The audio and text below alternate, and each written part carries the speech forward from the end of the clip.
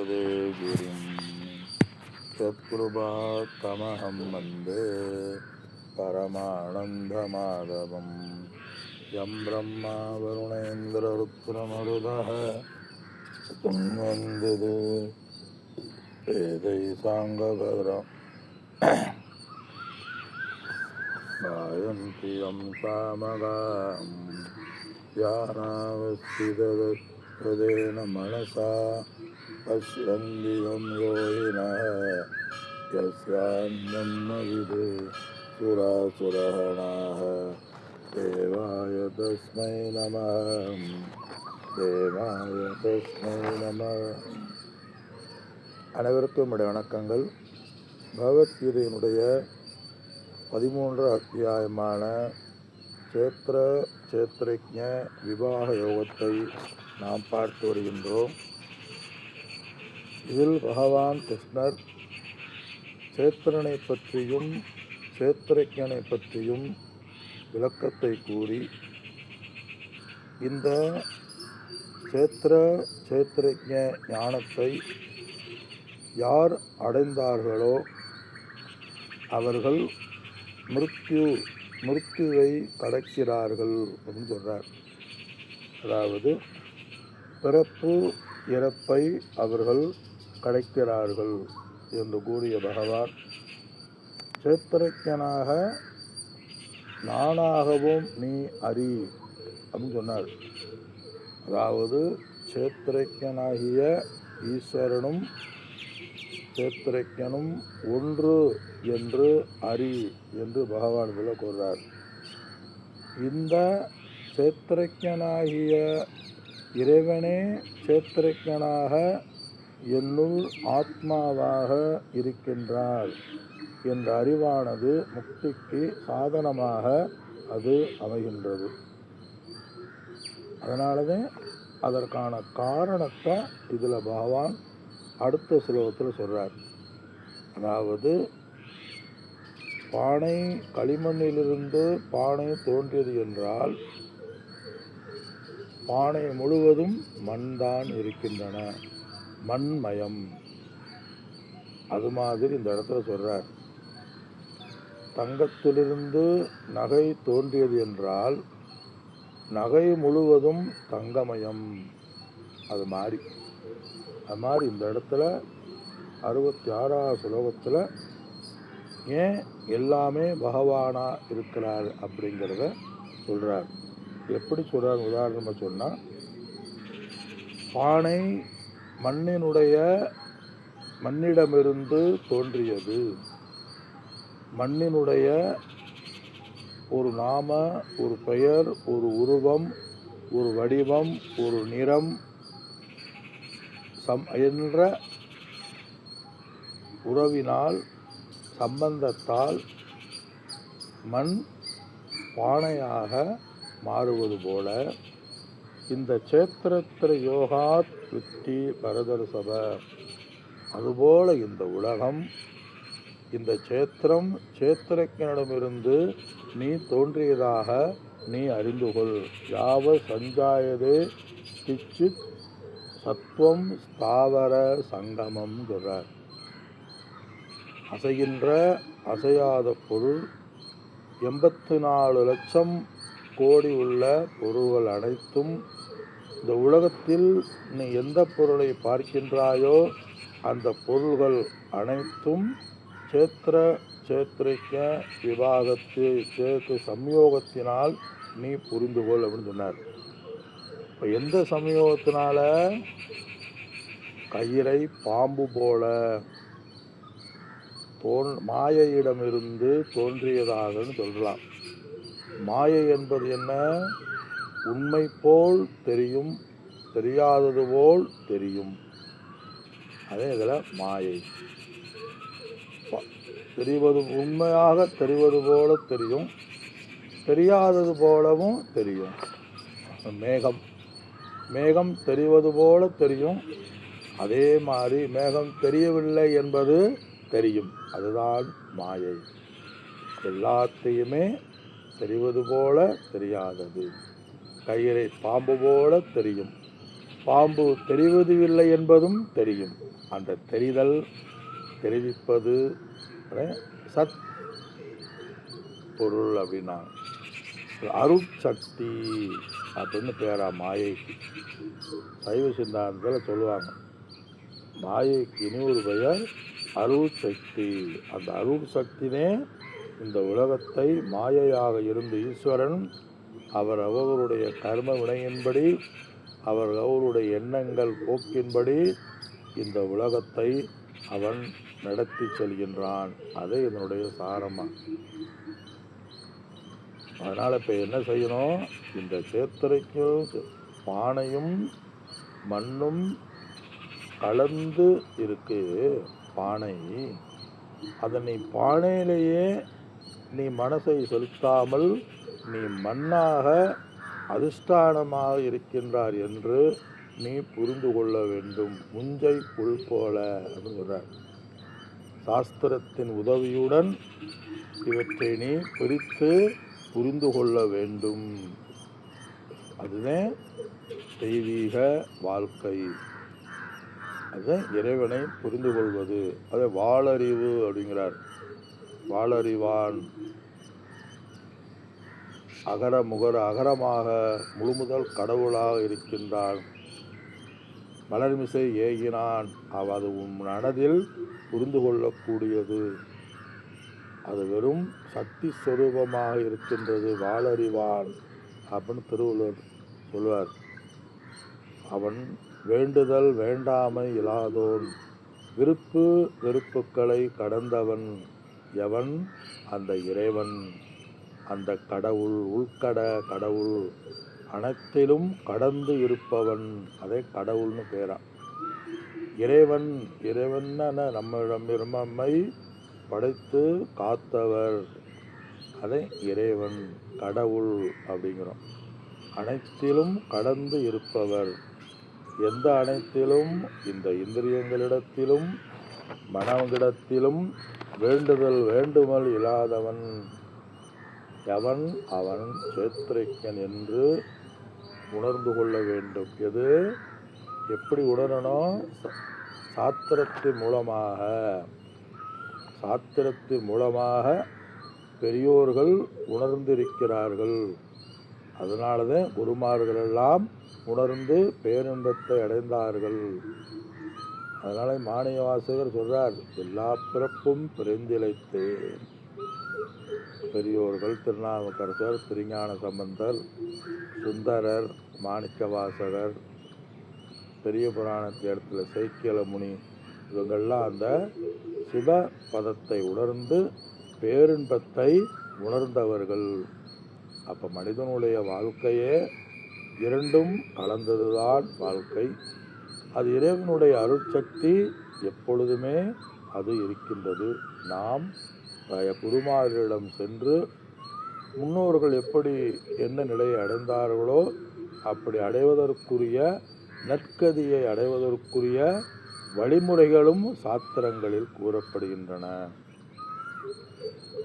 சைவ சித்தாந்தத்திலே தோத்திரம் சாத்திரம்னு இருக்கு. தோத்திரம்னா சுதி பாடுகின்ற பொருள். இறைவனை பற்றி ராகமாக பாடுதல்.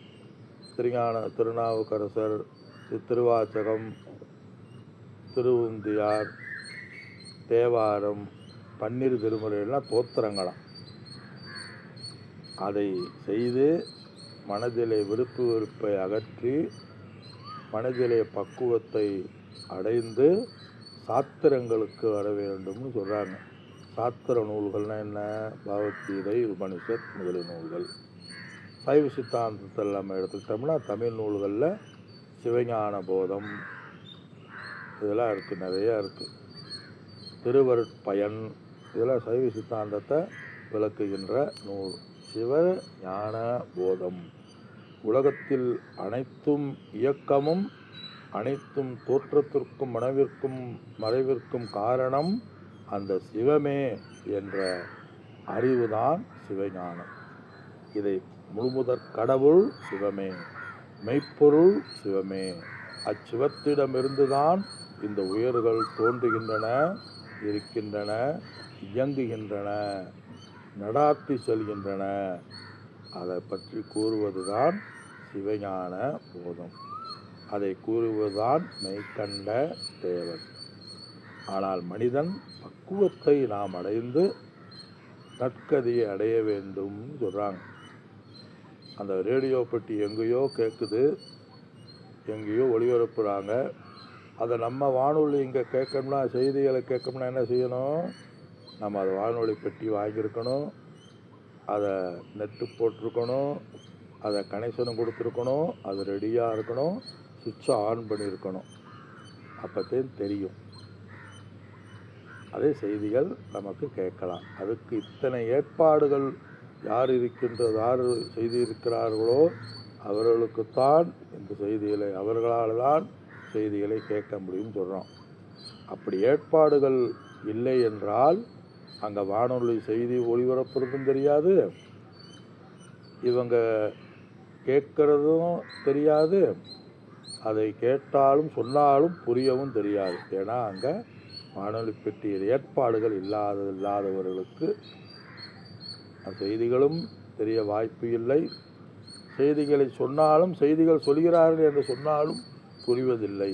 அது மாதிரி இந்த அந்த கரணத்தில் நம்ம நற்காரியங்களை, நற்தர்மங்களை செய்து தர்ம வாழ்வு செய்து மலர்மிசை ஏகினான் அப்படின்னு நீடோடி வாழ்வார்னு சொல்லுவாங்க.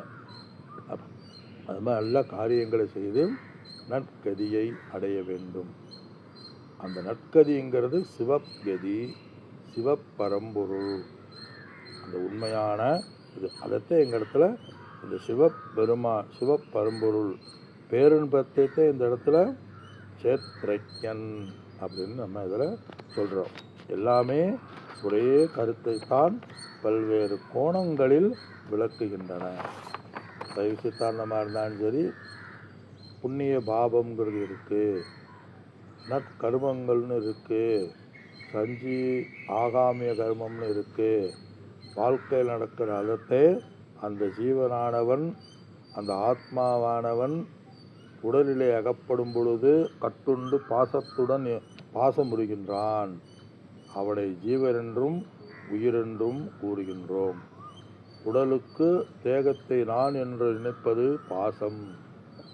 பதி அறிவு இல்லாமல், அந்த சிவஞானம், ஆன்ம ஞானம், பரம்பொருள் ஞானம் இல்லாமல், பதிஞானம் இல்லாமல், பாசஞானம், பசு ஞானத்தை உடையவனாக இருக்கின்றான். பசுட இந்த இடத்துல எல்லா உயிர்களும் பாசத்தில் கட்டுண்டு இருக்கின்றது.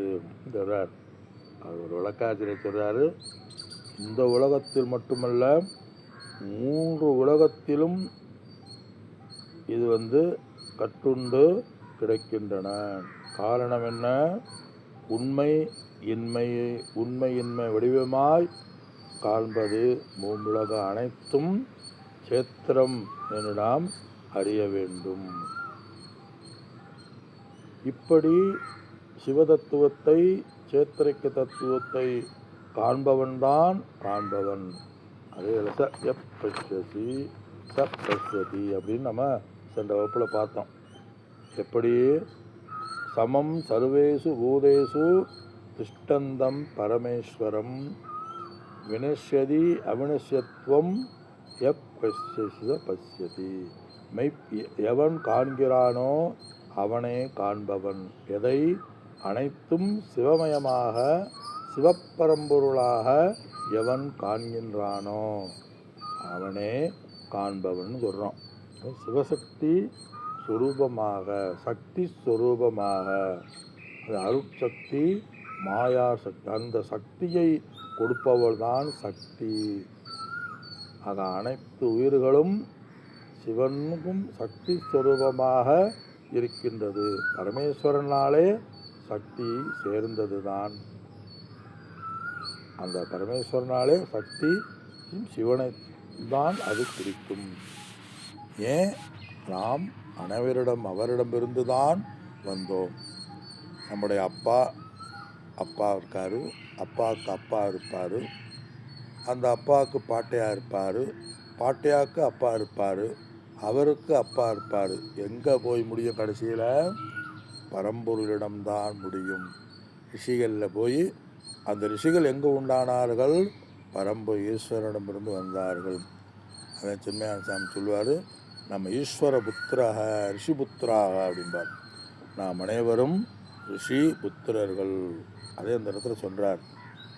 அதாவது வேற்றுமை உள்ள அழிகின்ற இந்த உலகத்தில் எவன் பரம்பொருளை காண்கின்றானோ, அது ஏதோ பாட்டு கூட இருக்குல்ல, இந்த பொல்லாத உலகத்திலே ஏனென்னை படைத்தாய் இறைவா. அது மாதிரி இந்த பொல்லாத அழிகின்ற உலகத்தில் எவன் படைத்தவனாகிய இறைவனை காண்கின்றானோ, யாரு? பிரம்மா முதல் அசையா பொருள்கள் அனைத்திலும் இருக்கின்றானோ, யாரு? எப்படி பார்க்கிறான்? எதை எப்படி பார்க்கிறான்? உடல், ஐம்புலன்கள், மனம், புத்தி, அவ்யக்தம், ஜீவாத்மா இவற்றை ஆளுகின்ற பரமேஸ்வரனே சமம் பசு எல்லா உயிர்களிடத்திலும் இருக்கின்றார். அதிலும் இந்த அழிகின்ற பொருள்கள் உடல் மனதில் அழிவற்றவராக இருக்கின்றார் என்று அர்த்தம். ஏன் அழியாதுன்னு சொல்றாரு? பரமேஸ்வரன் இந்த உடல் மனதில் மட்டுமல்ல, இந்த உடல் மனதிற்கு அப்பாற்பட்டவராகவும் இருக்கின்றார். அழியாதது இந்த உடல் போல பிறத்தல், இருத்தல், வளர்தல், முதிர்தல், தேய்தல், அழிதல் என்ற அடித்தளமாக இருப்பது பிறப்பு. அதனால இந்த பரமேஸ்வரன், இந்த ஆத்மா பிறப்பதில்லை சொல்றார். பிறப்பதில்லைன்னா அது கருவில் இல்லை, கருவாக வருவதில்லை. கருவாக இருந்து அல்லல் படுவதில்லை. அப்போ பிறப்பு இல்லை. பிறப்பதற்கு முன்பு தாயின் வயிற்றிலிருந்து மூத்திரத்திலும் மலத்திலும் நாம் உழன்றுதானே வர்றோம். அப்படி பரமேஸ்வரன் அதற்கு அப்பாற்பட்டவன். அவனுக்கு பிறப்பு என்பது இல்லை. அப்போ யாருக்கு? பரமேஸ்வரனுக்கு. அப்போ பிறப்பு இல்லைன்னா அர்த்தம் இறப்பு என்பது இல்லை, மரணம் என்பது இல்லை. அப்போ என்ன அர்த்தம்? எப்பொழுதுமே அவன் இருக்கக்கூடியவன், சச்சிதானந்த ஸ்வரூபமாகவே அவன் இருக்கக்கூடியவன். பிறப்பும் இறப்பும் இல்லை என்ற இடையில வருகின்ற பிறத்தல், இருத்தல், வளர்தல், தேய்தல், முதிர்தல், மாய்தல், அழிதல் என்பது இல்லை சொல்றார். எந்த விகாரமும் இல்லாமல் போகின்றன. பிறப்பு இறப்பு இல்லைன்னா எந்த விவகாரமும் இல்லை. தேய்தல் கிடையாது, மாய்தல் கிடையாது, நாசமாறுதல், எந்த குணங்களும் கிடையாது. அதனால் இந்த அழிதலின் இன்மையை அழித்து கூறுவதன் மூலம் அந்த பரமேஸ்வரனுக்கு பிறப்பு இறப்பு என்ற விவகாரங்கள் எல்லாம் அது மறுத்தளிக்கப்படுகின்றன. அப்போ நம்ம யார்? பரமேஸ்வரனுக்குத்தான் இல்லை, நம்ம அந்த பரமேஸ்வரனே சேத்திரக்கனாக ஆத்மாவாக தன்னை உணர்ந்தவன். அப்போ அந்த ஆத்மாவாகிய பரமேஸ்வரனாகிய சேத்திரக்கனாகிய எனக்கு பிறப்பு இறப்பு என்பதில் இப்படி எவன் காண்கின்றானோ அவன்தான் காண்பவன் சொல்றார். ஒரு ஆசிரியர் ஒரு ஆட்சேபத்தை மறுப்பு சொல்றாரு. ஆட்சேபனை மறுக்கிறார், வாதம் செய்கின்றார். அது சங்கராச்சாரியார் எழுப்புகின்றார். இவ்வுலகில் எல்லோருமே பார்க்குறவங்க காண்கிறாங்க, அவங்க மட்டும் குறிப்பாக அவர் தான் காண்பவன் என்ன? இந்த உலகத்திலே காணாதவர்கள் யாவர்? எல்லோருமே காண்கிறார்களே அப்படின்ற கேள்வி வரும்போது அதற்கு பதில் உண்மைதான். உலகத்தில் எல்லோருமே காண்கின்றனர். ஆனால் மாறாக அறியாமையில் அவர்கள் காண்கின்றனர். அஞ்ஞானத்தில் அவர்கள் காண்கின்றனர். கயரை காண்பவரும் காண்பவர்தான், கயிறிலே பாம்பை காண்பவரும் காண்பவர்தான். இரண்டில் என்ன வித்தியாசம்? யார் உண்மையில் காண்பவன்? மெய்ப்பொருளை பற்றிய அறிவை, அந்த மெய்ப்பொருளை யார் காண்கிறார்களோ அவர்கள்தான் காண்பவர்கள். கண் தெரியாததுனால, அறியாமையினால நமக்கு தெரிவதில்லை. சூரிய ஒளி எல்லோரிடத்திலும் இருக்கின்றன. சூரிய ஒளி எல்லா இடத்திலும் இருந்தாலும் கண் திமிரம் பிடித்தவர்களுக்கு கண் ஒளி, அந்த ஒளியை பார்க்க முடிவதில்லை. பார்க்கும் ஒளியை பார்க்காததுனால சூரிய ஒளி இல்லாமல் இல்லை. அவங்க எப்போ ஒளியை பார்க்க முடியும்? கண் சரியாகிவிட்டால் சூரிய ஒளியை பார்க்க முடியும். அது மாதிரி இந்த திமிரம் பிடித்தவங்களுக்கு பல சந்திரங்கள் தோன்றும், மறைப்பு உள்ளவர்களுக்கு. அது மாதிரி அஞ்ஞானம், அறியாமை என்ற உழைப்பு உடையவர்களுக்கு வெவ்வேறாக தோன்றும். அது மாதிரி இந்த வெவ்வேறான உடல்களில், மனதில், உலகத்தில் ஆத்மா ஒன்றே என்று எவன் காண்கின்றானோ அவன்தான் காண்பவன், காட்சியுடையோன். மற்றவன் கண்டாலும் காட்சி இல்லை அப்படிங்கிறார்.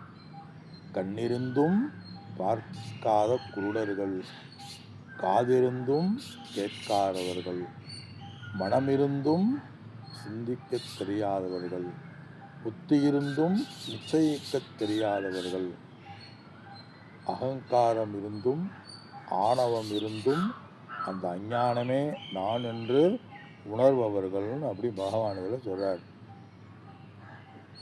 இப்படிப்பட்ட ஞானத்தை எவன் அடைகின்றானோ அப்படின்னு பகவான்கள் சொல்ல வர்றார். இப்படிப்பட்ட ஞானத்தை எவன் அடைகின்றானோ, இதோடு இந்த சுலோகம் போதும்னு நினைக்கிறேன். அடுத்ததில் அந்த இப்படிப்பட்ட காண வேண்டியதை, உண்மையை கண்டவனுடைய பலன் என்ன? உண்மையை கண்டவன், காண வேண்டியதை கண்டவன் உடைய பலன் என்னன்னு அடுத்த ஸ்லோகத்தில் இந்த இடத்துல சொல்றார். சமம் பஷ்யன்ஹி சர்வத்ர, சமம் பஷ்யன்ஹி சர்வத்ர, சமவஸ்திதம் ஈஸ்வரம், சமவஸ்திதம் ஈஸ்வரம், நகி சத்மாத்மனாத்மானம், நகி நஸ்யாத்மனாத்மானம், ததோ யாந்தி பராம் கதிம், ததோ யாந்தி பராம் கதிம். ததக அதனால், யாதி பராம் கதி முக்தி என்னும் பரகதியை அவன் அடைகின்றான். அதனுடைய சாரமா, காண்பவற்றை காண்பவன், அறியாமையை நீக்கியவன், அறியாமையை அகற்றியவன், முக்தியை அவன் அடைகின்றான். அதே இந்த ஸ்லோகத்தினுடைய யாதி பராம்கதின், பரகதியை அவன் அடைகின்றான். எவன் கூறிய ஸ்லோகத்தில் கூறியபடி எல்லா பொருள்களிடத்திலும் வேற்றுமையின்றி பரமேஸ்வரனை எவன் காண்கின்றானோ அவன் தன்னைத்தானே துன்புறுத்திக் கொள்வதில்லை, தன்னைத்தானே நாசம் செய்து கொள்வதில்லை. அதனால் அவன் இறந்தவுடன் பரகதியை அடைகின்றான். வேற்றுமையை காண்பவர்கள், சேத்திரத்தை பிரித்து அறியாதவர்கள் என்ன கதி? உண்மையான கதியை அவர்கள் தற்கொலை செய்து கொண்டவர்கள்.